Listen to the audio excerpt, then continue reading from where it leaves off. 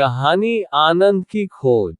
एक नगर का राजा, जिसे ईश्वर ने सब कुछ दिया, एक समृद्ध राज्य, सुशील और गुणवती पत्नी, संस्कारी संतान, सब कुछ था उसके पास, पर फिर भी दुखी का दुखी रहता। एक बार वो घूमते घूमते एक छोटे से गांव में पहुंचा, जहां एक कुम्हार भगवान भोले बाबा के मंदिर के बाहर मटकियां बेच रहा था और कुछ मटकियों में पानी भर रखा था और वहीं पर लेटे लेटे हरिभजन गा रहा था। राजा वहां आया और भगवान भोले बाबा के दर्शन किए और कुम्हार के पास जाकर बैठा तो कुम्हार बैठा हुआ और उसने बड़े आदर से राजा को पानी पिलाया। राजा कुम्हार से कुछ प्रभावित हुआ और राजा ने सोचा कि ये इतनी सी मटकियों को बेचकर क्या कमाता होगा। तो राजा ने पूछा, क्यों भाई प्रजापति जी, मेरे साथ नगर चलोगे?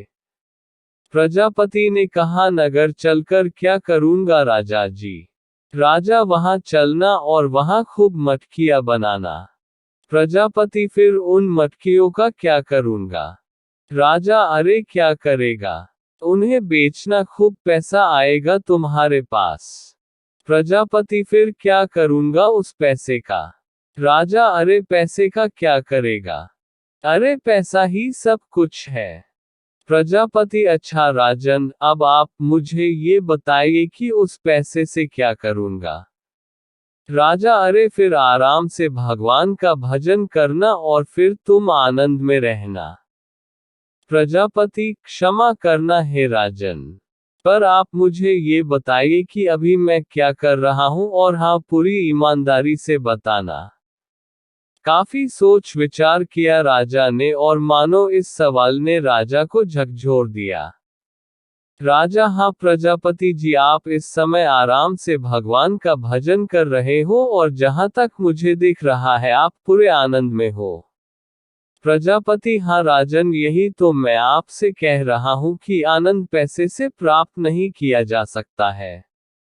राजा, हे प्रजापति जी, कृपया करके आप मुझे ये बताने की कृपा करें कि आनंद की प्राप्ति कैसे होगी। प्रजापति, बिल्कुल सावधान होकर सुनना और उस पर बहुत गहरा मंथन करना राजन। हाथों को उल्टा कर लीजिए। राजा, वो कैसे?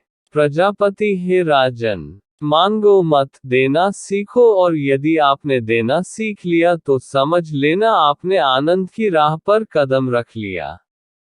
स्वार्थ को त्यागो, परमार्थ को चुनो।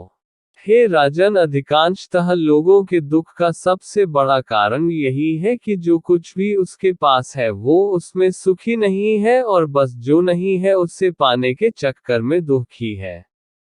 अरे भाई, जो है उसमें खुश रहना सीख लो, दुख अपने आप चले जाएंगे, और जो नहीं है क्यों उसके चक्कर में दुखी रहते हो।